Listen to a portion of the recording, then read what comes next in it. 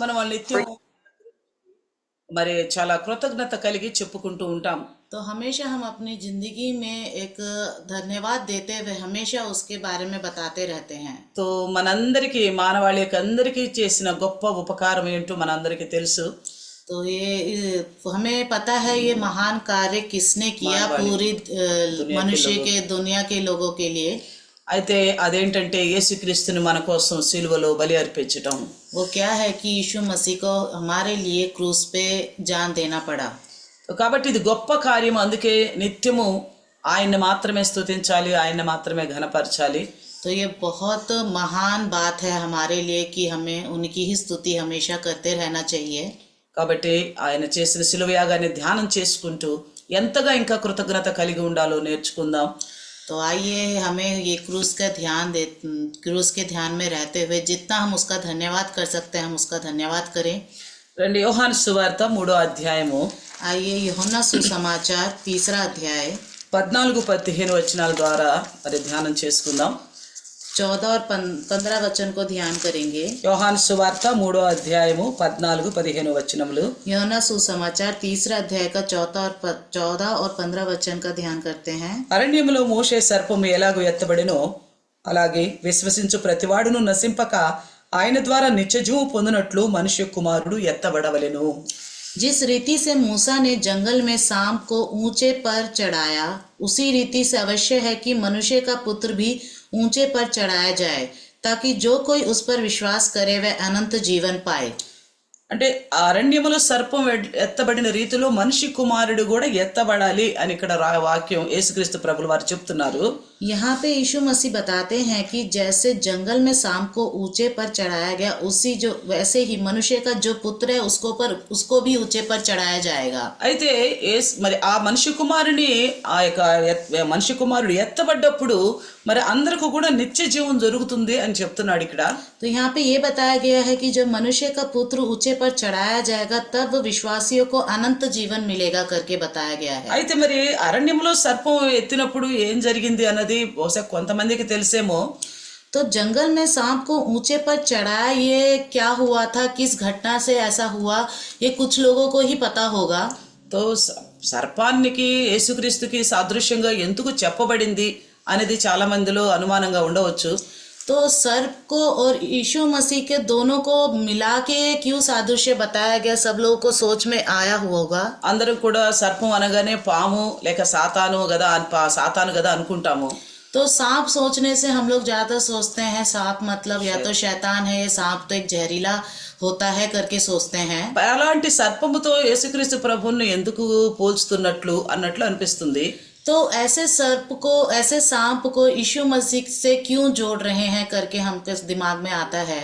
అయితే అలాగూ సర్పం ఎత్తబడిన రీతిలో మనిషి కుమారుడు ఎత్తబడితే అందరికీ నిత్య జీవం జరుగుతుంది అన్నాడు. तो यहाँ पे बताया गया है कि जैसे जंगल में सांप को ऊंचे पर चढ़ाया गया वैसे ही मनुष्य का पुत्र भी ऊंचे पर चढ़ाए जाने से मनुष्य को अनंत जीवन मिलेगा करके बताया गया है। అయితే సర్పాన్ని ఎత్తినప్పుడు మరి ఏం జరిగిందో ఒకసారి మనం చూద్దాం.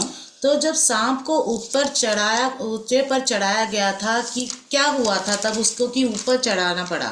तो సంఖ్యాకాండము 21వ అధ్యాయము गिनती 21 अध्याय 4వ వచనం నుండి 9వ వచనం వరకు చదువుకుందాం. 4 वचन से लेकर 9వ వచనం వరకు చదువుకుందాం. 9वें वचन तक पढ़ते हैं। गिनती 21 का 4 वचन से लेकर 9वें वचन तक। సంఖ్యాకాండము 21 4 నుండి 9 వరకు. ఇక్కడ మనం చూస్తే ఇజ్రాయేలీలు మనందరూ తెలుసు వాళ్ళు మరి కానాను యాత్రలో ఉన్నారని. तो हम लोग सब जानते हैं जो इजरायली लोग हैं कानान देश जाने की यात्रा में थे। అయితే వాళ్ళు మార్గంలో అనేక ప్రకారాల ఇబ్బందులకు గురయ్యి దేవుని దూషించినట్లుగా దైవదాసులను కూడా నిందించినట్లుగా చూస్తున్నాం. तो ये जब मार्ग में जब जा रहे थे उस समय उन्होंने जो परमेश्वर के दास थे उनको बहुत निंदा करी और ऐसे ही परमेश्वर की भी बहुत निंदा करी करके हमें पता चलता है। ఇక్కడ 4వ వచనం నుండి చూస్తే यहाँ पे 4 वचन से देखेंगे तो వాళ్ళ మార్గాయాసం చేత జనుల ప్రాణం సొమ్మసిల్లిపోయిందంట. जब वो यात्रा में जब जा रहे थे तो बहुत से लोगों का प्राण थकने लगा, ढीले हो गए बहुत से लोग। అందుకే 5వ వచనంలో అంటున్నాడు. तो यहाँ 5वें वचन में कहता है కాగా ప్రజలు దేవునికిని మోషేకును విరోధముగా మాటలాడి ఆ అరణ్యములో చొచ్చుటకు ఐగుప్తులో నుండి మీరు మమ్మల్ని ఎందుకు రప్పించితిరి? ఇక్కడ ఆహారం లేదు, నీళ్లు లేవు, చవి సారం లేని అన్నము మాకు అసహ్యమైనదే అని అందుకు యెహోవా ప్రజలలోనికి తాపకరమైన సర్పములు పంపెను, అవి ప్రజలను కరువుగా ఇజ్రాయేలులో అనేకులు చనిపోయిరి. यहाँ 5वें वचन से देखेंगे तो वे परमेश्वर के विरुद्ध बात करने लगे और मूसा से कहा, तुम लोग हमको मिस्र से जंगल में मरने के लिए क्यों ले आए हो? यहाँ ना तो रोटी है और न पानी, और हमारे प्राण इस निकम्मी रोटी से दुखित है. अतः यहोवा ने उन लोगों में तेज विश्व वाले सांप भेजे जो उनको डसने लगे और बहुत से इजरायली मर गए. ఇక్కడ విషయం అనేది ఏంటో మనం చదివినప్పుడు మనకు అర్థమవుతుంది. तो यहाँ पे विषय क्या है, यहाँ पढ़ने से पता चलता है. వీరు ఆ సొమ్మసిల్లిన కారణం చేత, వారికి రుచికరమైన ఆహారం దొరకటం లేదన్న కారణం చేత దేవునికి మరి విరోధముగా మాట్లాడినట్లుగా చూస్తున్నాము. तो वहाँ उनके जो प्राण थे बहुत थकने लगे थे, तो उनको अच्छे अच्छे स्वादिष्ट भोजन नहीं मिल रहा था, तो वो परमेश्वर की निंदा करने लगे, दास की निंदा करने लगे. అందుకు మరి యెహోవా ప్రజలలోకి సర్పాన్ని పంపించినట్లుగా చూస్తున్నాము. तो वहीं परमेश्वर ने क्या किया कि वहाँ बहुत ही विष से भरे हुए सांप को लोगों के बीच में भेज दिया परमेश्वर ने. అయితే ఆ ప్రజలను అవి కరిచినప్పుడు అందరూ అనేకులు చనిపోయారట. जब सांप ने बहुतों को डसा तो बहुत से लोग मर गए. దేవుని దాసునికి విరుద్ధముగా మాట్లాడినప్పటికీ, जो परमेश्वर के दास के विरुद्ध अगर कोई बात करे तो, అలాగే దేవునికి విరోధంగా మాట్లాడినా కానీ, ऐसे ही परमेश्वर के विरुद्ध भी बात करे तो, మనకేదైనా సమాధానం కలగాలి అంటే దైవదాసుడు లేక దేవుడు లేక ఏ సమాధానం దొరకదు. अगर हमारे बीच में सबसे अच्छा मेल मिलाप रहेगा तो वो परमेश्वर की ओर से या परमेश्वर के दास की ओर से ही हो पाता है. చూడండి, దేవుని నిందించుకుంటూ వెళ్ళింది మోషే వద్దకి. देखिए, परमेश्वर को निंदा करते हुए गए मूसा के पास, ఆ నిందించింది కూడా మోషేనే. और निंदा भी किया मूसा का. కానీ ఇప్పుడు అవసరం వచ్చేటప్పటికి మరలా మోషే దగ్గరికి వెళ్ళి మళ్ళీ ఆయనకు మొర పెట్టుకుంటున్నారు. तो जब जरूरत पड़ी तो फिर वो जाके मूसा से विनती करने लगे. దేవునికి విరుద్ధంగా మాట్లాడినందుకు వాళ్ళ మధ్యకి దేవుడు మరి తాపకరమైన సర్పాలను పంపిస్తే అవేమో అందరినీ కరిచేస్తున్నాయట. जब परमेश्वर के विरुद्ध और मूसा के विरुद्ध जब बात करने लगे लोग, तो परमेश्वर ने उनके बीच में सांप भेज दिया और सांप ने सबको डस दिया. అయితే 7వ వచనంలో చూస్తే ప్రజలందరూ మోషే వద్దకు వచ్చి వాళ్ళు చూడండి ఏం ఒప్పుకుంటున్నారు ఇక్కడ మనకు అర్థమవుతుంది. तो देखिए, यहाँ पे 7वें वचन में देखेंगे तो सारे लोग मूसा के पास आए और उससे प्रार्थना करने लगे, विनती करने लगे. మేము యెహోవాకును నీకును విరోధముగా మాట్లాడి పాపము చేసితిమి, యెహోవా మా మధ్య నుండి ఈ సర్పములను తొలగించినట్లు ఆయనను వేడుకోమనిరి. तो लोगों ने मूसा से विनती करी, हमने पाप किया है क्योंकि हमने यहोवा के और तेरे विरुद्ध बातें की हैं. यहोवा से प्रार्थना कर कि वह सांप को हमसे दूर करे. तब मूसा ने उनके लिए प्रार्थना की. అప్పుడు మోషే ప్రార్థన చేసినప్పుడట, जब मूसा ने प्रार्थना किया అప్పుడు మోషే ప్రార్థన ఆలకించి, तो परमेश्वर ने मूसा की प्रार्थना को सुना. అప్పుడు దేవుడు ఏం చెప్తున్నాడంటే, तब यहोवा क्या कहता है कि 8వ వచనంలో చూస్తే, 8वें वचन में देखेंगे तो, నీవు తాపకరమైన సర్పము వంటి ప్రతిమను చేయించి స్తంభము మీద పెట్టుము, అప్పుడు కరవబడిన ప్రతివాడును దాని వైపు చూచి బ్రతుకునని మోషేకు సెలవిచ్చెను. కాబట్టి మోషే ఇత్తడి సర్పం ఒకటి చేయించి స్తంభం మీద దానిని పెట్టెను. అప్పుడు సర్పపు కాటు తినిన ప్రతివాడు ఆ ఇత్తడి సర్పమును నిదానించి చూచినందున బ్రతికెను. यहाँ पे 8वें वचन में बताया गया है कि एक तेज विष वाले सांप की प्रतिमा बनवाकर खंबे पर लटका, तब जो सांप से डसा हुआ उसको देख ले वह जीवित बचेगा.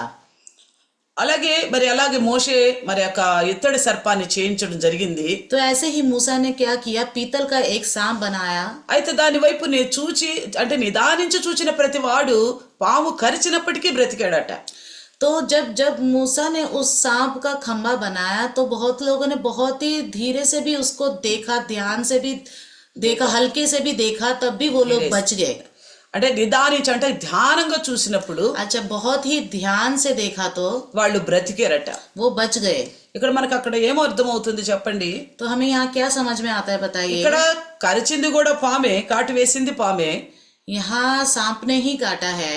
అయితే దేవుడు కూడా మరలా ఇత్తడి సర్పాన్ని చేయించి దాన్ని మరి ఆ మండల మధ్య ఎత్తమన్నప్పుడు దాన్ని చూసిన వారు బ్రతుకుతారని చెప్తున్నాడు.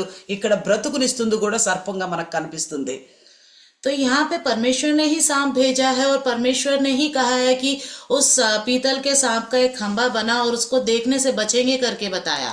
ఇప్పుడు ఎంతమంది ఈ మాటను నిజంగా అంగీకరించగలుగుతారు చెప్పండి ఆ సమయంలో? तो उस समय में कितने लोग हैं कि इस बात का अंगीकार करेंगे? తో ఇలా మనం ముందు ఒక ఘటన జరిగి ఉంది ఇలాగే బైబిల్ గ్రంథంలో. तो ऐसे ही बाइबल के ग्रंथ में भी पहले भी एक घटना घटी है। ఇజ్రాయేలులకి ఆహారం లేనప్పుడు దేవుడు మన్నా ఇస్తూ ఉన్నాడు. तो इजरायलियों को जब खाना नहीं मिल रहा था तो परमेश्वर ने उनके लिए आसमान से मन्ना भेजा। అయితే అది ప్రతిదినం కూర్చుకునే వాళ్ళు, మంచిగా భుజించే వాళ్ళు. तो वो हर एक दिन उसको इकट्ठा करते थे और अच्छे से खाते थे। కానీ దేవుడు చెప్పినట్లుగా కాకుండా వేరే విధంగా చేసినప్పుడు దానికి పురుగులు పడిపోయాయి. जैसे परमेश्वर ने उसको खाने के लिए कहा था, जैसे छोड़ने के लिए कहा था, तब भी लोगों ने उसको नहीं सुना तो उनमें कीड़े लग गए। తో ముందేం చెప్పబడింది? ప్రతిదినం మీకోసం ఎంత కావాలో అంత కూర్చుకోండి, రేపటి కోసం వద్దు అని చెప్తూ వచ్చాడు దేవుడు. तो परमेश्वर ने बताया था कि जितना तुम्हें रोज दिया जा रहा है उसमें जितना तुम इकट्ठा करो उसी को खाना, दूसरे दिन के लिए मत बचाना करके बताया था परमेश्वर ने।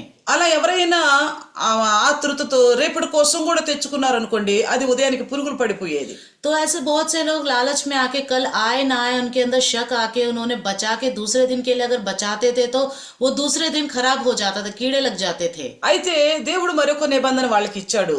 तो परमेश्वर ने उनको एक और निबंध दिया, वाचा दी। అదేంటంటే, वो क्या है कि ఇదిగో విశ్రాంతి దినాన మీకోసం ఆహారం రాదు కాబట్టి, विश्राम के दिन में आपके लिए भोजन तो नहीं आएगा, కాబట్టి ఈ దినానే రేపటి కోసం కూడా కూర్చుకోండి అని చెప్పాడు. तो परमेश्वर ने यही कहा कि आज के दिन जब मन्ना आएगा तो वो मन्ने को कल के लिए भी बचा लेना करके, రేపటి కోసం కూడా తెచ్చుకోండి. तो कल के लिए भी लेके आ जाना करके बताया। ముందేమన్నాడు? రేపటికి తెచ్చుకోవద్దు అన్నాడు. तो पहले क्या बताया कि कल के लिए मत बचाना बोला, తెచ్చుకోవద్దు, రేపటికి తెచ్చుకోవద్దు, कल के लिए मत लेके आना। అయితే ఎవరైతే వద్దు అన్నదానికి తెచ్చుకున్నారో అది పురుగులు పడి పాడైపోయింది.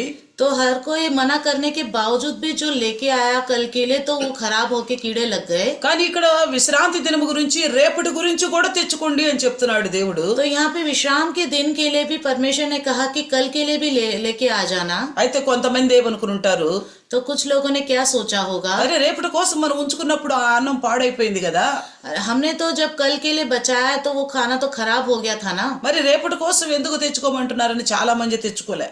तो कल के लिए क्यों लेके आने के लिए कहा बोल के बहुत से लोग नहीं लेके आए। మరి ఎవరైతే దేవుని చిత్తమే, దేవుని మాటే నెరవేరుతుంది, దైవదాసు చెప్పిందే వేదం అనుకున్నారు, तो हर जिसने भी परमेश्वर की बात को ही मानकर उसमें ही अटल रहा तो जो लेके आया उन्होंने वो लेके आ गए दूसरे दिन के लिए। అప్పుడు వాళ్ళు దేవుని మాట ప్రకారం విశ్రాంతి దినం కోసం కూడా ఈ దినమే తెచ్చుకున్నా గానీ రేపటికి అది పురుగు పడిపోలేదు. तो उन्होंने परमेश्वर की बात को सुनकर आज के दिन ही कल के दिन के लिए लेके आ गए थे तो वो दूसरे दिन उसमें कीड़े नहीं लगे। అంటే ఇక్కడ మన్నాలో ఏ బ్యాక్టీరియా లేదు, यहाँ मन्ना में कोई बैक्टीरिया कोई खराबी नहीं है, కానీ దేవుని మాట ప్రకారం మనిషి నడవాలి, దేవుని చిత్తం నేర్చుకోవాలి అనేది నేర్పాలనుకుంటున్నాడు దేవుడు.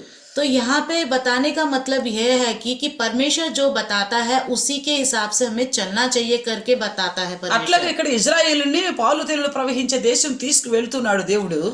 वहाँ पे परमेश्वर भी मूसा और को कनान देश में जहाँ दूध और मधु की धाराएं बहती है वहाँ ले जाना चाहता था। అయితే వీళ్ళు మార్గ మధ్యంలో ఆహార విషయంలో ఇబ్బందులు పడుతున్నప్పుడు ప్రతిసారి దేవుడు సహాయం చేస్తూనే వచ్చాడు. जब ये मार्ग में जा रहे थे तो जब खाना के विषय में बहुत दिक्कतें हो रही थी तो परमेश्वर ने उनकी सहायता करी। అయితే మరలా వీళ్ళు సొమ్మసిల్లిపోయి ఇంకా నోటుకొచ్చినట్లు మాట్లాడటం మొదలేశారు. तो ये लोग रास्ते में बहुत ही थके मारे होकर और परमेश्वर की निंदा मूसा की निंदा करने लगे। అయితే ఇంకా దేవుడు చూశాడు, వీళ్ళకి ఎంత చెప్పినా అర్థం కావటం లేదు, నేను ఎన్ని విధాలుగా సహాయం చేసినా అర్థం కావటం లేదని. तो परमेश्वर ने देखा कि मैं कितने भी तरीके से इनकी सहायता करूं इनको समझ में नहीं आ रहा है। తో దేవుడు క్రోధంతో వచ్చి వాళ్ళ మధ్యకి తాపకరమైన సర్పాలు పంపించాడు. तो परमेश्वर को यहोवा को क्रोध आया और गुस्से में आकर परमेश्वर ने बहुत ही विश्व से भरे हुए सांपों को उनके बीच में डाल दिया। అయితే పాము అందరినీ కరుస్తున్నప్పుడు ఆ పాముల వల్ల అనేకులు చనిపోయారు. तो जब वो सांप सबको डसने लगा तो बहुत से लोग मर गए। అయితే మరి వెంటనే మరలా దైవదాసుని వేడుకున్నప్పుడు, फिर तुरंत जब परमेश्वर के दास से विनती करने लगे, ఆ దైవదాసులే దేవుని దగ్గర మొరపెట్టినప్పుడు, जब परमेश्वर के दास के सामने लोगों ने विनती करी, దైవదాసుడు వెళ్లి దేవుని వద్ద మొరపెట్టినప్పుడు, परमेश्वर के दास जाकर परमेश्वर से जब विनती करी తో దేవుడు ఏమన్నాడు? तब परमेश्वर ने क्या कहा, మీరు నా మాట వినటమే నేర్చుకోవాలి, तब परमेश्वर ने कहा मेरी बात सुनना सीख लो, నేను ఏది చెప్పితే అదే వేదము, जो मैं कहता हूँ वही तुम्हारे लिए सही है।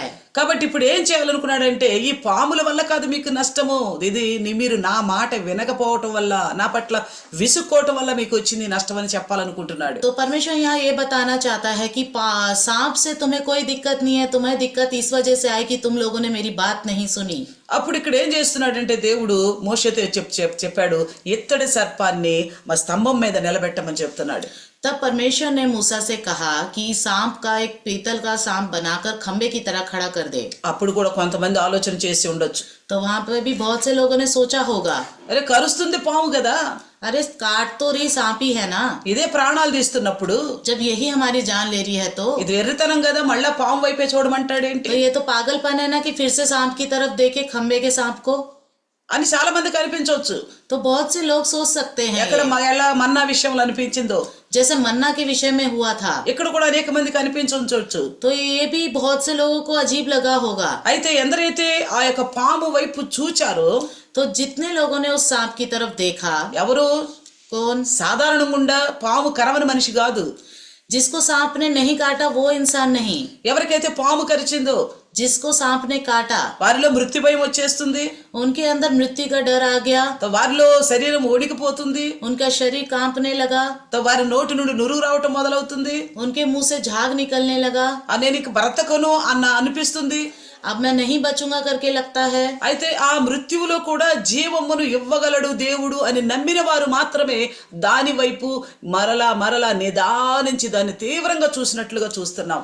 तो उस मृत्यु के टाइम पे भी जब लोग को ये विश्वास हो रहा था, होना चाहिए, हो रहा था कि यही परमेश्वर हमें बचा सकता है, हमें उसकी सुननी चाहिए करके, जो उस सांप के खंबे को बहुत ही धीरे से ध्यान से देखता था वो ही बचता था. అయితే వాళ్ళందరూ కూడా బ్రతికి నిదానించి చూచినందున బ్రతికెను అని రాయబడి ఉంది. बहुत ही ध्यान से सांप की तरफ देखने से ही वो लोग बचे करके बताया. అయితే ఇప్పుడు యేసుక్రీస్తు ప్రభుల వారు అదే విషయాన్ని ఇక్కడ యోహాను సువార్తలో జ్ఞాపకం చేస్తున్నాడు. तो वही यीशु मसीह यहाँ पे यूहन्ना सुसमाचार 3 अध्याय में बताता है. అదే అంటున్నాడు 3వ అధ్యాయము 14-15 వచనాల్లో. तो वही यीशु मसीह कहता है यूहन्ना सुसमाचार के 3 अध्याय के 14 और 15 वचन में, అరణ్యములో మోషే సర్పము ఎలాగూ ఎత్తెనో అలాగే విశ్వసించు ప్రతివాడు నశింపక ఆయన ద్వారా నిత్య జీవం పొందునట్లు మనిషి కుమారుడు ఎత్తబడాలి. तो यहाँ पे यही बताया गया है कि जिस रीति से मूसा ने जंगल में सांप को ऊंचे पर चढ़ाया, उसी रीति से अवश्य है कि मनुष्य का पुत्र भी ऊंचे पर चढ़ाया जाएगा.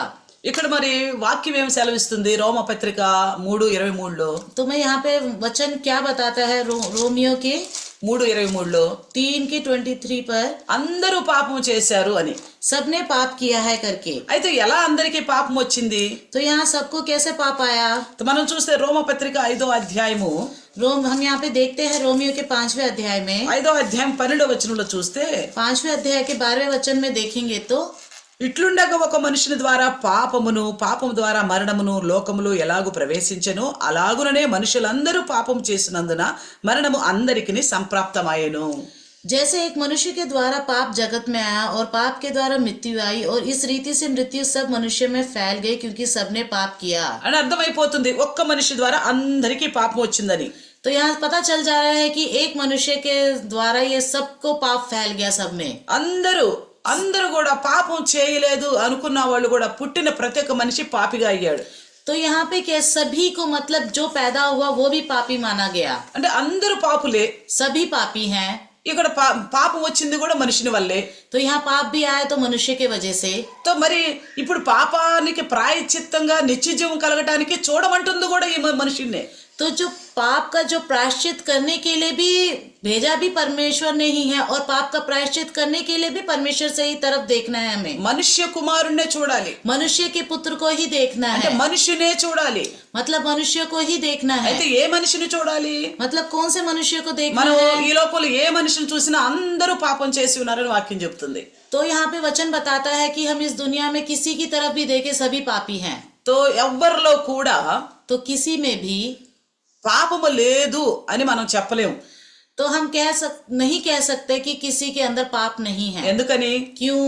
స్వాభావికంగా ప్రతి మనిషి కూడా स्वभाव रूप से हर एक मनुष्य भी అబద్ధం ఆడటము, झूठ बोलना, లేక కొండలు చెప్పటము, कुड़ एक दूसरे की चुगली करना, లేక కోపగించుకోవటము, नहीं तो गुस्सा करना, లేక దొంగిలించటము, नहीं तो चोरी करना, ఇతరులది ఆశించటము, दूसरे की चीजों का लालच करना, హత్య చేయటము, हत्या करना, బూతులాడటము, गालियां देना, నిందించటము, निंदा करना, అసహించుకోవటము, घृणा करना, ఇవన్నీ అన్ని లక్షణాల్లో ఏదో కొన్నో ఒకటో రెండో లేక అందరిలో సమానంగా ఉంటూనే ఉన్నాయి. तो इन सब चीजों में ये जो जितनी भी चीजें हैं हर किसी के अंदर कुछ ना कुछ थोड़ी थोड़ी होती हैं. నా సొంత లాభాన్ని అపేక్షించటం, खुद की लालसा करना, सेल्फिश बनना, ఇది ప్రతి ఒక్క మనిషిలోనూ ఉంటుంది. ये हर एक मनुष्य के अंदर होता है. కాబట్టి మనం స్పష్టంగా చెప్పవచ్చు, ప్రతి మనిషి పాపి. तो हम स्पष्ट रूप से कह सकते हैं कि हर एक मनुष्य पापी है. అయితే ఇట్లా మనుషులందరూ పాపమైనప్పుడు तो जब सारे मनुष्य ही पापी हो तो ఇక్కడ మనుష్య కుమారుడు కూడా ఎత్తబడితే ఈయన్ని చూసిన వారు, ఈయన నిదానించి చూసిన వారు నిత్య జీవం పొందుతారు అంటున్నాడు. तो यहाँ पे बताया गया कि मनुष्य का पुत्र जब ऊपर चढ़ाया जाएगा तो इस पर विश्वास करने वाले ही अनंत जीवन पाएंगे करके बताया गया. ఇక్కడ చూడండి యోహాను సువార్త 8వ అధ్యాయము तो यहाँ पे देखिए యోనా सुसमाचार के 8वें अध्याय में 28వ వచనంలో చూస్తే तो 28 में देखेंगे, 8 के 28 में ఇక్కడ 8వ అధ్యాయము యోహాను సువార్త 28వ వచనము, యోనా सुसमाचार 8वें अध्याय के 28वें वचन को देखेंगे तो సారీ ఇక్కడ చూడండి 46వ వచనం, 8:46వ వచనము, 8 के 46 में देखते हैं. ఇక్కడ యేసుక్రీస్తు ప్రభువారు ఏమంటున్నాడంటే, तो यहाँ पे यीशु मसीह क्या कहते हैं कि నా యందు పాపం ఉన్నదని మీలో ఎవడు స్థాపించును.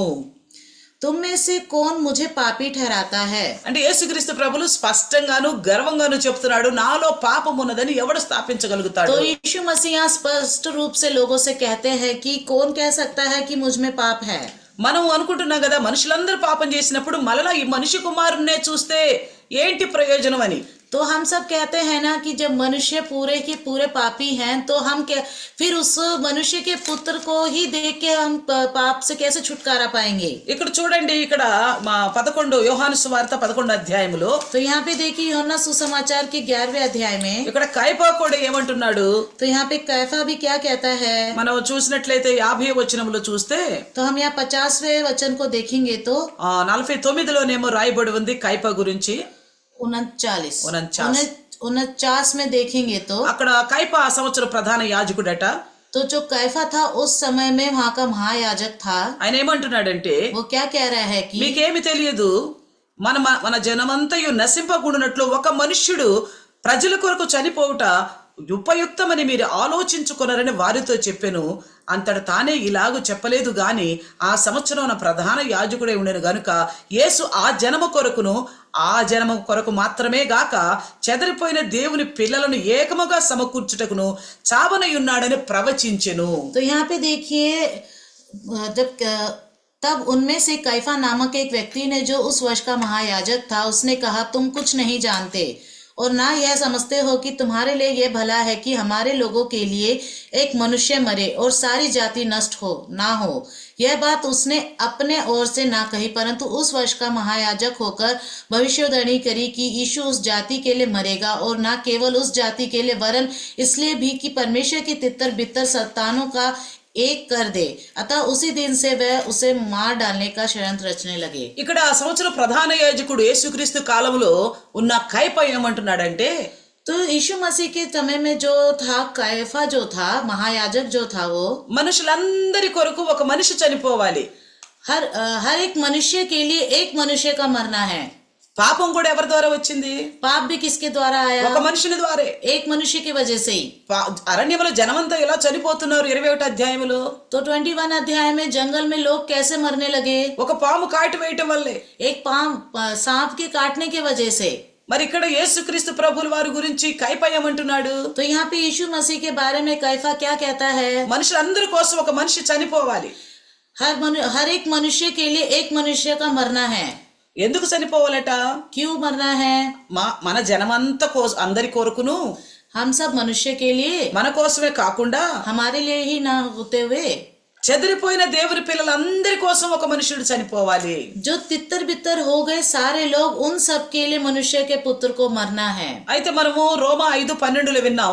तो हमने रोमियो के 5 के 12 में सुना है, ఒక మనిషిని ద్వారా పాపం అందరికీ వచ్చిందని. एक मनुष्य के द्वारा पाप सबको फैल गया. యేసుక్రీస్తు ప్రభుల వారు 8:46లో ఏమంటున్నాడు? तो यीशु मसीह 8 के 46 में क्या कहते हैं? నాలో పాపం ఉన్నదని ఎవడు స్థాపించును అంటున్నాడు. कौन कह सकता है मेरे अंदर पाप ठहरा है? అంటే ఆయనలో పాపం లేదు. तो मतलब यीशु मसीह में पाप नहीं है. మనమనొచ్చు అందరూ మనుషులందరూ పాపి అయినప్పుడు యేసుక్రీస్తు ఎందుకు పాపి కాడు అని. तो हम कह सकते हैं मनुष्य सब पापी है, तो यीशु मसीह क्यों पापी नहीं है? మనకు తెలుసు ఆయన కేవలం కన్య అయిన మరియకు పుట్టాడు పరిశుద్ధాత్మని సర్వోన్నతుని శక్తి ద్వారా. तो हम सब जानते हैं यीशु मसीह पवित्र आत्मा की ओर से पैदा हुआ, जो कन्या मरियम थी उनके गर्भ से पैदा हुए. అంటే పాపము ఎరిగిన మనిషిని ఆ స్త్రీని సంపర్కించలేదు. जो पाप है वो स्त्री से संपर्क नहीं हुआ, కేవలం ఆమె కన్యకగానే ఉంది. वो कन्या ही थी. తో అయితే సర్వోన్నతుని శక్తి పరిశుద్ధాత్మని శక్తి ఆమెను కమ్ముకొనగా ఆమె గర్భవతి అయి పరిశుద్ధుడైన దేవుని కుమారుని కరింది. तो पवित्र आत्मा ने उस पे छाया करी और पवित्र आत्मा के द्वारा वो गर्भवती हुई. పరిశుద్ధుడైన దేవుని కుమారుని కనింది. पवित्र जो परमेश्वर के पुत्र को उसने पैदा किया. అక్కడ దేవుని దూత కూడా మనం లూకాసు వార్త 1వ అధ్యాయంలో చూస్తే, तो हम यहाँ पे देखते हैं लूकास सुसमाचार के 1 अध्याय में स्वर्गदूत भी కనుక పుట్టబోవాడు పరిశుద్ధుడై ఉండును అనే గబ్రియేలు దూత చెప్తున్నది. जो परमेश्वर का दूत था उसने भी मरियम से कहा पैदा होने वाला परमेश्वर का पुत्र है करके. అలాగే యేసుక్రీస్తు ప్రభుల యొక్క జన్మం ఎంత పరిశుద్ధమైనదో, యేసుక్రీస్తు ప్రభు యొక్క జన్మ ఎంత పరిశుద్ధమైనదో, यीशु मसीह का जन्म कितना पवित्र है, అలాగా ఆయన ప్రవర్తన కూడా పరిశుద్ధమైనదే. तो उनका चाल चलन भी उतना ही पवित्र है. అందుకే సువార్తలో రాయబడి ఉంది, तो देखिए सुसमाचार में लिखा गया है, ఆయన ఎక్కడ కూడా వీధులలో కేకలేదంట, జగడాలాడలేదంట. उन्होंने कहीं पे भी गलियों में चिल्लाए नहीं, गालियां गलौज लड़ाइयां नहीं करी. అలాగే మనుషులు ఎలా ఉండాలో అనేది మరి కొండ మీద ప్రసంగం ద్వారా మనకు నేర్పుతున్నాడు దేవుని చిత్తాన్ని. तो यीशु मसीह मनुष्य को कैसे रहना चाहिए करके वो पहाड़ के संदेश में बताया परमेश्वर ने सब. అంటే ఆయన యొక్క పుట్టుక ఎంత పరిశుద్ధమో ఆయన ప్రవర్తన కూడా అంతే పరిశుద్ధమైనది. जितना उनका पैदाइश पवित्र था उनका चाल चलन भी उतना ही पवित्र था. యేసుక్రీస్తు ప్రభుల వారు అన్నట్లుగా, यीशु मसीह ने जैसे कहा నాలో పాపం ఉన్నదని ఎవరు స్థాపించును, मेरे अंदर पाप ठहरा है करके कौन कह सकता है. అలాగే మనం చూస్తే ऐसे ही हम देखेंगे तो మరి చూడండి, देखिए యోహాను సువార్త यूहन्ना सुसमाचार 19వ అధ్యాయంలో చూస్తే 19वीं अध्याय में देखेंगे तो యేసుక్రీస్తు ప్రభువుని విచారణ చేయడానికి పిలాతు ఎదురుగా నిలబెట్టడం జరిగింది. यीशु मसीह के ऊपर न्याय विमर्श करने के लिए पिलातुस के सामने रखा गया. ఆయనతో మాట్లాడాడు. ఆ కింద పైన పడి ఎంత నగని తెలుసుకోవాలని ప్రయత్నం చేశాడు. ఆయన చేసిన నేరం ఏంటా, యేసుక్రీస్తు చేసిన నేరం ఏంటా అని. तो पिलातुस ने कैसे तैसे करके जानना चाहता था कि यीशु मसीह ने क्या गलती करी कि उसको सजा दी जाए. అందుకని ఆ యేసుక్రీస్తు ప్రభుల వారితో పిలాతు ఒంటరిగా మాట్లాడటం జరిగింది. तो यीशु मसीह से पिलातुस ने अकेले में बात करी. అప్పుడు మాట్లాడిన తర్వాత బయటకు తీసుకుని వచ్చి बात करने के बाद बाहर लाते हुए యోహాను సువార్త 19వ అధ్యాయం 5వ వచనంలో అంటున్నాడు. तो यूहन्ना सुसमाचार 19वें अध्याय के 5वें वचन में कहता है, యోహాను 19:5లో, यूहन्ना 19 के 5 में, ఇదిగో ఆ ముండ్ల కిరీటమును ఊదా రంగును వస్త్రము ధరించిన వాడే యేసు వెలుపలికి రాగా పిలాతు ఇదిగో ఈ మనుష్యుడు అని వారికి అప్పచెప్పాడట. तब यीशु कांटों का मुकुट और बैंजनी वस्त्र पहने हुए बाहर निकला और पिलातुस ने उससे कहा, देखो यह मनुष्य, ये पुरुष. అంటే మనుషుని ద్వారా పాపం వచ్చింది. ఈ పాపాల కోసం ఒక మనిషే బలి కావాల్సి ఉంది. मनुष्य के द्वारा ही पाप आया और उस मनुष्य के लिए ही मनुष्य को बलि होना पड़ा. అందుకే ఎందుకు మనిషి ద్వారా మనిషి బలి అవ్వాల్సి వస్తుందంటే, మనిషి కొరకు మనిషి బలి అవ్వాల్సి ఎందుకు వస్తుందంటే, तो यहाँ पे क्यों मनुष्य के लिए ही एक मनुष्य को बलि होना पड़ रहा है कि, అది కూడా చూడండి రోమా పత్రిక 8వ అధ్యాయములో तो देखिए ये भी रोमियो के 8वें अध्याय में 2వ వచనంలో అంటాడు, दूसरे वचन में कहता है, ధర్మశాస్త్రము దేనిని చేయి జాలకపోయినో దానిని దేవుడు చేశాడు అంటున్నాడు. जीवन की आत्मा की व्यवस्था ने मसीह यीशु में, ధర్మశాస్త్రము దేనిని చేయజాలకపోయేనో 1-2 వచనాలు లాగేవుగా చెప్పింది చెప్పు. ధర్మశాస్త్రము దేని చేయలేకపోయిందో, जो व्यवस्था जो कुछ नहीं कर पाई దానిని దేవుడు చేశాడట. उसको परमेश्वर ने किया. ఎలాగూ कैसे? ఇక్కడ 4వ వచనంలో చూస్తే, यहाँ चौथे वचन में देखेंगे तो పాప శరీర పరిహారము నిమిత్తము దేవుడు తన సొంత కుమారుని పాప శరీరాకారముతో పంపి ఆయన శరీరమందు పాపమునకు శిక్ష విధించెను. यहाँ तीसरे में लिखा है जैसे, हाँ, जो जो काम व्यवस्था शरीर के कारण दुर्बल होकर ना कर सकी उसको परमेश्वर ने किया, कि अर्थात अपने ही पुत्र को पापमय शरीर की समानता में और पाप बलि होने के लिए भेजकर शरीर में पाप पर दंड की आज्ञा दी। యేసుక్రీస్తు ప్రభుల వారు పరిశుద్ధుడు, ఆయన పంపించింది దేవుడు. ఎందుకు పంపాడు? यीशु मसीह को परमेश्वर ने भेजा और यीशु मसीह पवित्र थे, उनको ही क्यों बलि देना पड़ा? ఎందుకు పంపించాడు అంటే क्यों भेजा कि పాపములో శరీరములో పాపము పనిచేస్తుంది, మానవాళి శరీరంలో పాపం పనిచేస్తుంది. जो मनुष्य है उसके अंदर उसके शरीर में पाप का काम होता है। అయితే ఆ పాపానికి ప్రాయశ్చిత్తం కలిగించడానికి जो उस पाप का प्रायश्चित कराने के लिए దైవ కుమారుడు మానవ శరీరాకారంలో వచ్చి जो परमेश्वर का पुत्र मनुष्य के रूप में आकर ఆ శరీరముకి పాపానికి సంబంధించిన శిక్ష విధించాడు అని ఇక్కడ మనం చదువుకున్నాం. उस शरीर को जो पाप से भर गया था उसको दंड की आज्ञा दी। ఎందుకు? పాపం వల్ల వచ్చు జీతము మరణము. पाप के द्वारा आया हुआ मजदूरी वो मृत्यु है। అంటే పాపి మరణించాల్సిందే. तो पापी को मरना ही पड़ेगा। అయితే మరి అట్లయితే మనుషులందరూ చనిపోవాలిగా. तो ऐसे तो मनुष्य को मरना ही पड़ेगा। అందరూ పాపులు, सब मनुष्य पापी हैं, सबको ఒక్క मरना మనిషి पड़ेगा। ఆదాము పాపమైన పాపి అయినందుకు అందరూ పాపులయ్యారు. एक आदम का पापी बनने से हर एक मनुष्य पापी हो गया। అయితే ఈ పాపుల కోసం బలి కావాల్సింది కూడా ఒక మనిషి అని కైపా చెప్తున్నాడు. तो यहाँ पे जो भी पापी हैं उन सब के लिए भी एक मनुष्य को मरना पड़ेगा करके बताया गया कैफा అయితే में। పాపి కోసం పాపి చనిపోతే ప్రాయశ్చిత్తం కలగదు. पापी के लिए एक पापी ही मरेगा तो उसका प्रायश्चित नहीं होगा। కాబట్టి పాపము లేని మనిషిని పుట్టించాడు దేవుడు. इसलिए परमेश्वर ने जिसके अंदर पाप नहीं है उसका इस दुनिया में भेजा, इस दुनिया में भेजा। ఆ మనిషి ఎవరు? वो मनुष्य कौन है? దేవుని కుమారుడు అనబడిన క్రీస్తు. परमेश्वर का पुत्र कहलाने वाला यीशु मसीह। ఎందుకంటే తల్లి మరియా కానీ తండ్రి యోసేపు కాదు యేసుక్రీస్తుకి. यीशु मसीह की माता तो मरियम थी मगर यूसुफ उसका पिता नहीं था। కాబట్టి అందుకే యేసుక్రీస్తు ప్రభుల వారు నా తండ్రి తండ్రి అనే దేవుడు అని మాట్లాడుతూ వచ్చాడు మాటి మాటికి. तो यीशु मसीह हमेशा प्रार्थना करते के समय में मेरे पिता करके परमेश्वर यहोवा से विनती करता था। కాబట్టి ఆ తండ్రి పంపించాడు కాబట్టి ఆయన దేవుని కుమారుడు. तो उस परमेश्वर ने ही उस यीशु मसीह को भेजा, इसलिए वो परमेश्वर के पुत्र थे। మనుషులు పాప శరీరములో ఉన్నారు కాబట్టి ఈ పాపము నుండి ఈ మనిషికి విముక్తి కలిగించాలని మరణించాడు కాబట్టి యేసయ్య ఈయన మనుష్య కుమారుడు. मनुष्य का जो शरीर था वो पाप से भरा हुआ था, इसलिए परमेश्वर ने अपने इकलौते पुत्र को जो उस शरीर के द्वारा एक मनुष्य के रूप में भेजा। అయితే ఈ మనిషి అందరి కోసం చనిపోయాడు యేసయ్య. तो ये जो मनुष्य था वो सबके लिए मरा, वो यीशु मसीह। ప్రధాన యాజకుడు వ్యవస్థ ధర్మశాస్త్రాన్నంతటి ఎరిగిన కైప కూడా ఈ మాటకు సాక్ష్యం ఇస్తున్నాడు. जो ये धर्मशास्त्र को जो मानता था पिलातुस, उसने भी कैफा उसने भी मान लिया। ఆయన చెప్తున్నాడు అందరి కోసం, దేవుని పిల్లలు లోకంలో ఉన్న మనుషులందరి కోసం ఒక మనిషి చనిపోవాలి. जो इस दुनिया में जितने भी मनुष्य हैं उन सब के लिए एक मनुष्य का मरना जरूरी है। అయితే ఆ చనిపోయే మనిషిలో పాపం ఉండకూడదు. मगर उस मरने वाले व्यक्ति के अंदर पाप नहीं होना चाहिए। ఇక్కడ మనుషులందరిని కరిచిన ఆ యొక్క తాపకరమైన సర్పంలో మరి విషం ఉన్నది భయంకరంగా. तो यहाँ पे सब मनुष्य को जो सांप ने डसा उसके अंदर बहुत ही ज्यादा जहर था।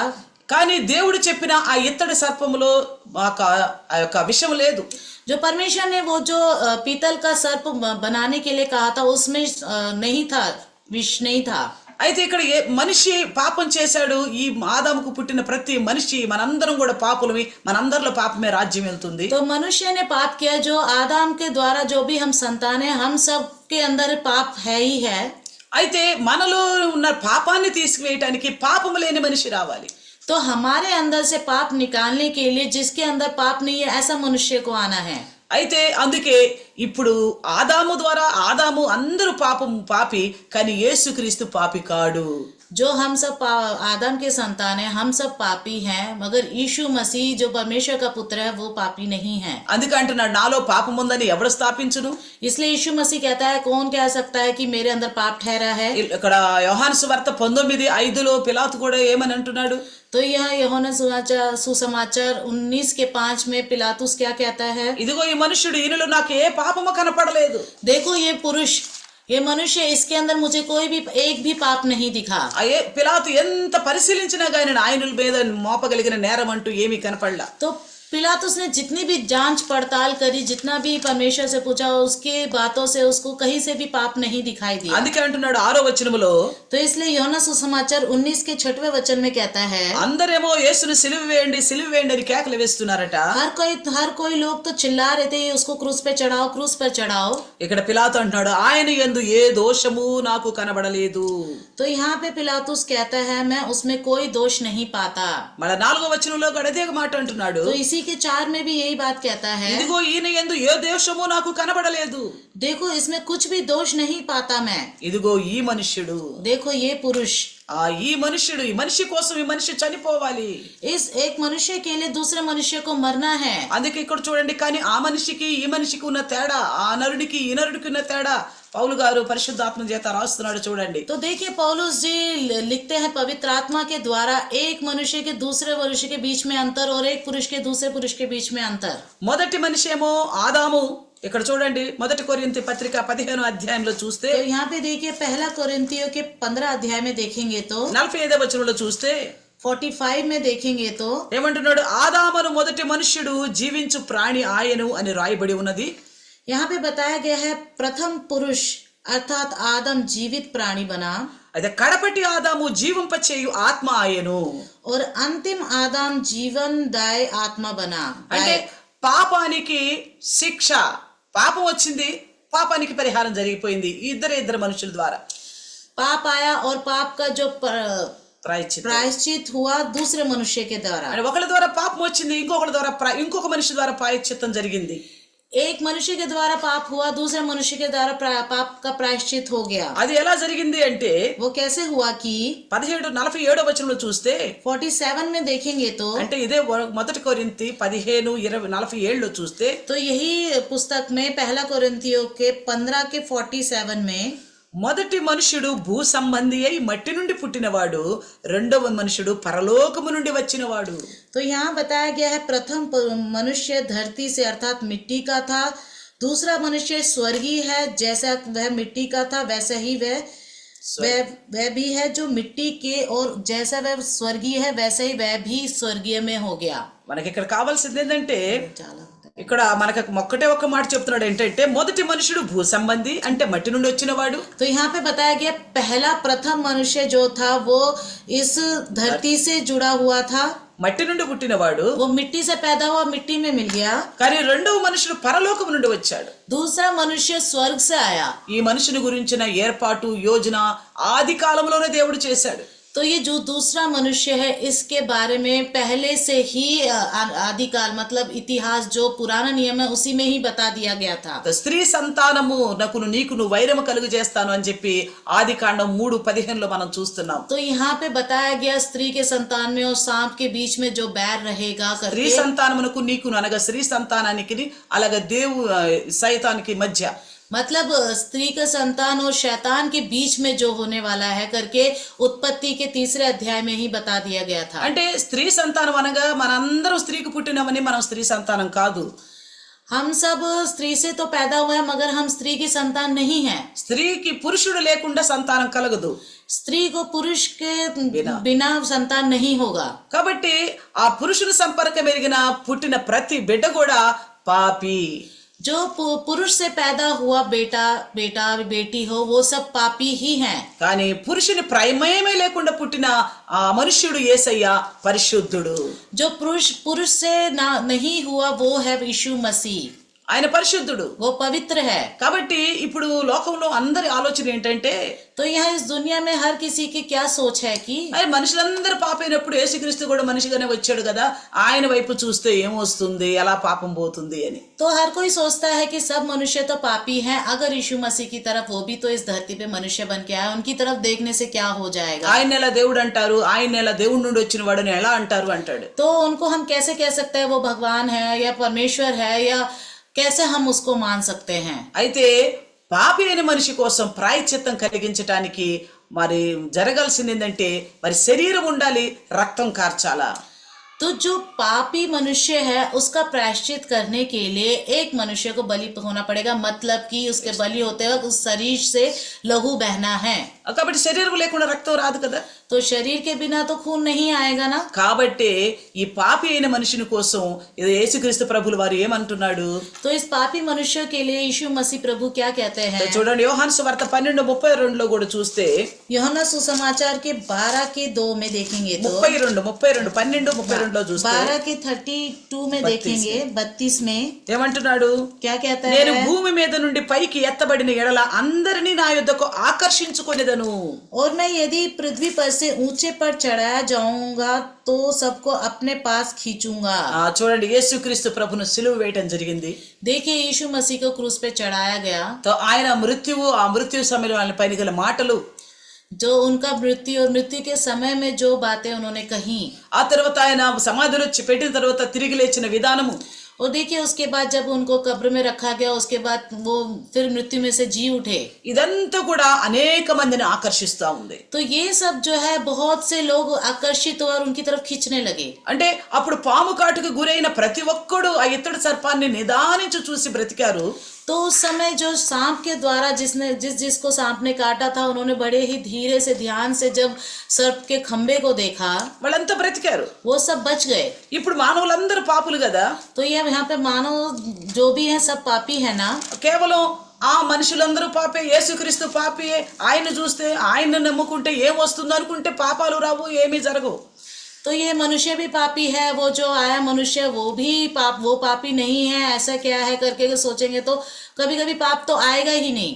అంటే అలా ఆలోచిస్తే పాపాలు పోవు, ऐसे सोचने से पाप तो नहीं जाएगा, ఏ ఆశీర్వాదం కూడా రాదు. कोई आशीर्वाद भी नहीं आएगा। కానీ ఎందుకు ఈ మనిషి వైపు చూసిన ప్రతివాడు పరిశుద్ధుడు అవుతాడు అని ఆలోచన చేస్తే, अगर हर कोई अगर ये सोचे इसकी तरफ, इस मनुष्य की तरफ देखने से हर कोई पवित्र हो जाएगा, अगर ये सोचेंगे तो ఈ రోజు మనం విన్న సందేశం అంతా గుర్తుకు వస్తుంది.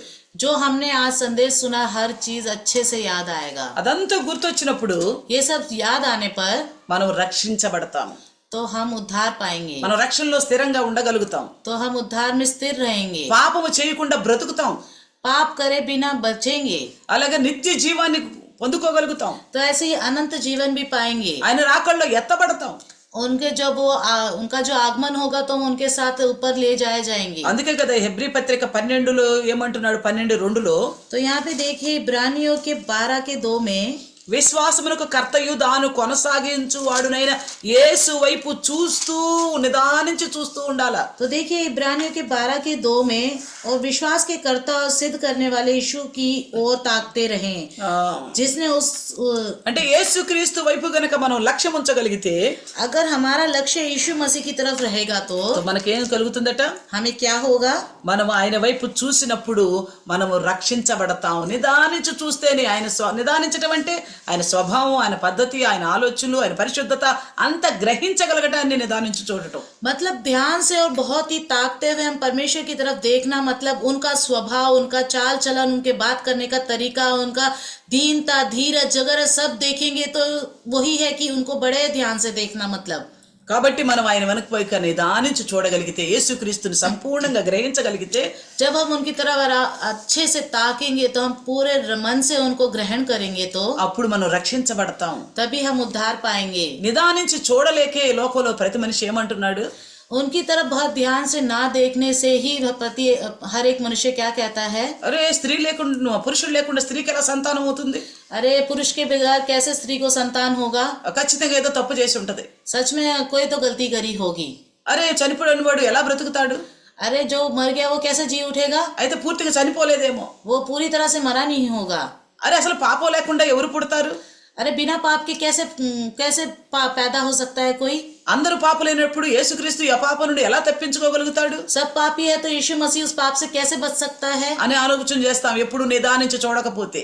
तब ये सब बातें आती है कब? जब हम उसकी तरफ अच्छे से नहीं, ध्यान से ताकते नहीं हैं तो। అంటే ఆయన గురించి పూర్తిగా తెలుసుకోవాలి అన్న ఆలోచన లేకపోతే यानी कि उनके बारे में पूर्ण रीति से जानना चाहिए करके सोच नहीं होगा, हमें कुछ नहीं दिखाई देगा. మనకి ఏది అర్థం కాదు, हमें कुछ भी नहीं समझ में आएगा. तभी समझ में आएगा हम उनकी ओर ध्यान से देखने से, यानी कि इस मनुष्य का और बाकी मनुष्यों का क्या अंतर है, ఈ మనిషికి మిగిలినందరి మధ్య కలిగిన తేడా ఏంటి, ఎందుకు కైపా అందరి కోసం చనిపోవాలి ఒక మనిషి అన్నాడు, क्यों कैपा ने हम सब मानवाళी के लिए इंसान का मरना मृत्यु करके क्यों बोला, वो मनुष्य कौन सा है, कैसा होना चाहिए, ఆ మనిషి ఎవరు ఎలా ఉండాలి, పిలాతు నిర్ణయించల్లా పరీక్షించల్లా చెప్తున్నాడు, పాపము దోషము లేని ఇదిగో ఈ మనిషిని చూడండి అని. पिलातुस कहता है बिना पाप का बिना दोष का इस मनुष्य को देखो करके पिलातुस साबित करते हुए दिखा रहे हैं. इसलिए कोरिंथी पत्रिका में 5:21 में लिखा हुआ है, అందుకే కొరింథీయులకు రాసిన పత్రిక 5:21లో రాయబడి ఉంది, दूसरे कोरिंथी में पाप मेरुगने ఆయన మన కోసం పాపిగా చేయబడ్డాడు. जो पाप से अज्ञात था वो हमारे लिए पापी गिना गया, पापी बन गया यीशु मसीह. क्यों? हम सबके पाप उन्होंने अपने ऊपर ले लिया. మనందరి పాపాలు ఆయన తన మీద మోసుకుని వెళ్ళాడు. इसलिए యోహన్నా ने भी क्या कहा, అందుకే యోహాను గారు కూడా ఏమంటున్నాడు, యోహాను సువార్త 1:29లో, యోహన్నా का 1:29 में देखो जगत के पाप उठा के ले जाने वाला मैं नाम. ఇదిగో ఈ మనుషుడు అన్నని పిలాతు అన్నట్లుగా ఇదిగో లోక పాపాలను మోసుకుని పోవు దేవుని గొర్రె పిల్ల. यानी कि हम सबके पाप उसी के ऊपर रखा गया है. యెషయా 53 యెషయా 53 అన్నట్లుగా మనందరి అధర్మం మనందరి పాపములు అన్ని కూడా ఆయన మీద మోపబడ్డాయి. तो हम ध्यान से यीशु की ओर देखने से, ध्यान से निहारने से समझ में आता है ये मनुष्य कौन है, कैसा है, सच्चे में क्या हमारे पापों का प्रायश्चित हुआ है. हाँ हुआ है. మనం నిదానించి చూడగలిగితేనే అర్థమవుతుంది ఎవరు ఈ మనుష్యుడు, యేసుక్రీస్తు ఎవరు ఈయన. నిదానించి చూస్తే నిజంగా మన పాపాలకి ప్రాయశ్చిత్తం జరుగుతుంది, మనకు నిత్య జీవం దొరుకుతుంది, మనం ఆయన రాకడలో కూడా ఎత్తబడతాం. हमें अनंत जीवन मिलेगा और हम उनकी ओर देखने से उनकी आगमन में उठा लिया भी जाएंगे. इसलिए అందుకని ఆయన వైపే చూద్దాం. మనలో ఇంకా ఏ విధమైన మరి శంక అనేది ఉండకూడదు. మనిషే చనిపోయినప్పుడు, మనిషి పాపం చేసినప్పుడు ఇంకొక మనిషి చనిపోతే ఎలా ప్రాయశ్చిత్తము లోకం గ్రహించలేకపోతుంది. एक मनुष्य के लिए दूसरा मनुष्य मरने से कैसा पापों का प्रायश्चित होगा, इस बात को संसार ग्रहण नहीं कर पा रहे, क्योंकि उनको ध्यान से नहीं देख पाया. मगर आप और हमने उनको ध्यान से देखा है, आप और हमने उनको ध्यान से देखा है. మీరు మనమైతే ఆయన నిదానించి చూస్తున్నాం కాబట్టి రక్షణ మార్గంలో ఉన్నాము. అయితే ఇంకా నిదానించి చూస్తూ ఉంటే విశ్వాసాన్ని కాపాడుకోగలుగుతాం. और भी उनको और निहारते जाएंगे तो अपने विश्वास को बचा के रख पाएंगे और हम उनकी ओर और आकर्षित होते जाएंगे. ఆయన వైపు ఇంకా ఆకర్షించబడతాం. అయితే నిత్య జీవం దొరుకుతుంది. మొదటే మనం విన్నాం యోహాను సువార్త 3:14-15. यूहन्ना सुसमाचार के 3:14-15 में हमने देखा था, जिस तरह जंगल में पीतल का सांप उठा लिया गया, उसी प्रकार मनुष्य का पुत्र उठा लिया जाएगा. उसकी ओर जो देखेगा वो लोग क्या होगा, अनंत जीवन पाएगा और उनकी आगमन में उठा लिए जाएंगे. మనం యోహాను సువార్త 14:15 3:14-15 అన్నది కదా, ఆ అరణ్యములోని సర్పం ఎత్తబడే రీతిగా మనిషి కుమారుడు ఎత్తబడతాడు. ఆయన వైపు చూసిన వారికి ఏం జరుగుతుందంట, వాళ్ళకి నిత్య జీవం దొరుకుతుంది. ఆయన రాకడలో ఎత్తబడతాం. కాబట్టి మనం విశ్వసించిన యేసయ్య పరిశుద్ధుడు मनुष्याकार मन कोसमें वच्चाडु. हमने जिन पर भरोसा करा है वो यीशु मसीह पवित्र है, मनुष्य के आकार में संसार में आया है, मनुष्य के अंदर का पाप को खत्म करने के लिए, మనుషుల్లోని పాపాన్ని నశింప చేయడానికి. తో మన రక్షణను స్థిరపరచుకుంటూ కాపాడుకుంటూ ఉండాలంటే ఇంకా ఆయన నిదానంగా చూస్తూనే ఉందాం. हमारे उद्धार को और भी बचाने के लिए आगे को हम उन्हीं को देखते रहेंगे, हमारा गोल बनाकर, हमारा निशाना बनाकर उन्हीं की ओर ताकते रहेंगे. तब हम जो पाप से बच गए ना, फिर पाप की ओर नहीं जाएंगे. మనం పాపం నుండి తప్పించబడ్డాం కదా, మన పాపాలకు ప్రాయశ్చిత్తమైంది కదా, మనం ఆయన్ని నిదానించి చూస్తున్నట్లయితే ఆయన స్వభావాన్ని, ఆయన లక్షణాన్ని తెలుసుకోగలుగుతాం, గ్రహించుకోగలుగుతాం. उनके स्वभाव को, उनके लक्षण को जानने पाएंगे, समझने पाएंगे और हम भी पवित्र हो जाएंगे. तभी अनंत जीवन मिलेगा. तभी हम प्रभु के राज्य के लिए उठा लिए जाएंगे. అప్పుడే మనకి నిత్య జీవం దొరుకుతుంది. అప్పుడే ఆ రాజ్యం కోసం ఎత్తబడతాం. కాబట్టి లోకంలో ఎవరైనా పాము కరిచినప్పుడు పామును చూస్తే బ్రతుకుతారంటే బ్రతికేరేమో, కానీ మనిషిలో పాపం వచ్చినప్పుడు ఇంకో మనిషి చనిపోతే ఏంటి ప్రయోజనం అని యేసుక్రీస్తుని నమ్మని వారు చాలా మంది ఉన్నారు. यीशु मसीह को मनुष्य पापी है, मनुष्यों में से यीशु मसीह आया है, उस पर भरोसा करने से क्या फायदा करके ना भरोसा करने वाला कई सारे लोग हैं. उन सबको वचन बताएंगे, समझाएंगे. यही मनुष्य है पापों का प्रायश्चित करने वाला. इसी प्रकार यीशु मसीह इन्हीं दुनिया में ऊंचा पर उठा लिया गया है. ఇదే విధంగా యేసుక్రీస్తు ప్రభుల వారు 2024 సంవత్సరాల క్రితం ఇదే విధంగా ఆ అరణ్యములోని సర్పంలాగా శిలువ మీద ఎత్తబడ్డాడు. అట్లా ఆయన చూసిన మనం అందరూ రక్షించబడ్డాం. ఇంకా అనేకులు రక్షించబడాలని ప్రార్థన చేద్దాం. इसी प्रकार जैसे जंगल में वो पीतल का सांप की ओर देखने वाला बच गए थे, इसी प्रकार हम उनकी ओर देख के बच गया और आशा और प्रार्थना करेंगे. आगे हमारे जैसा बहुत सारे लोग यीशु को निहारते रहेंगे, समझेंगे और बचेंगे अनंत जीवन के लिए. आइए छोटा सा प्रार्थना करेंगे. రండి చిన్న ప్రార్థన చేసుకుందాం. महापरिशुद्ध తండ్రి नी पादल कोंदनाल. महान परमेश्वर आपका पैरों के तले दंडवत करते हैं प्रभु जी. आपने हमारे पापों की खातिर प्रभु जी, पर सच्ची में आपकी योजना अद्भुत है प्रभु जी. मनुष्यों ने मन्ना के विषय में आपको नहीं समझ पाया प्रभु जी, पीतल के सांप के विषय में थोड़ी बहुत समझे होंगे, मगर यीशु मसीह को इस संसार में भेजने के विषय में भरपूर रीति से समझ लिया प्रभु जी. इसलिए दुनिया भर में आज मसीह के लोग हैं परमेश्वर. इसलिए आपको धन्यवाद करते प्रभु जी. నాయనా ఇదిగో మన్నాను గురించి మీరు మాట్లాడినప్పుడు ఆనాటి ప్రజలు నిన్ను అర్థం చేసుకోలేకపోయారు, గ్రహించలేకపోయారు, ఇబ్బందులు పాలయ్యారు. అలాగే సర్పం విషయంలో నాయన నీ మాట వినాల్సి వచ్చినప్పుడు కూడా మరి ఎందరూ విశ్వసించారో తెలియదు, కానీ యేసుక్రీస్తు విషయంలో ప్రభ లోకమంతా విశ్వసించినట్లుగా ప్రభ ఆ యేసయ్యను నిదానించి చూడగలిగే కృపను దయచేసి ఇది నాన్న లోకమంతట్లో క్రైస్తవం అనేది ఉంచినందుకు మీకు వందనాలు చెల్లిస్తున్నాం. मसीह लोगों को रखने को लेकर मसीहों को बनाते जा रहे, इसके लिए मैं धन्यवाद करते प्रभु जी. और आगे को हम आशा रखते प्रभु जी, जो कायपा ने कहा था प्रभु, जो ఎవరైతే కైప అంటున్నాడో మనుషులందరూ ప్రజలందరి కొరకు మనందరి కోసం మాత్రమే కాదు దేవుని పిల్లలందరి కొరకు చనిపోవాలి కో మనిషి. కైప कहता है अपने लोगों के लिए नहीं, उस दुनिया भर के परमेश्वर के सभी संतान के लिए एक मनुष्य का मरना आवश्यक है. हाँ प्रभु, इसी प्रकार यीशु मसीह ऊंचाई पर उठा लिया गया, हम सबको आकर्षित किया. धन्यवाद. ఇదే విధంగా యేసుక్రీస్తు ప్రభుల వారు ఎత్తబడ్డారు, ఆయా సిలువలో అందరినీ ఆకర్షిస్తున్నారు. లోకమంతా మా దేశమంతా మా వారంతా కూడా ఆకర్షించబడటానికి सहाय చేయండి. हमारे देश हमारे सभी लोग आकर्षित हो और उद्धार पाने के लिए मदद करना. सुनी गए वचन सबका हृदय में 100 गुना फलवंत हो. यीशु मसीह के पवित्र नाम से प्रार्थना मांगते प्रभु जी. आमीन आमीन. Hallelujah hallelujah.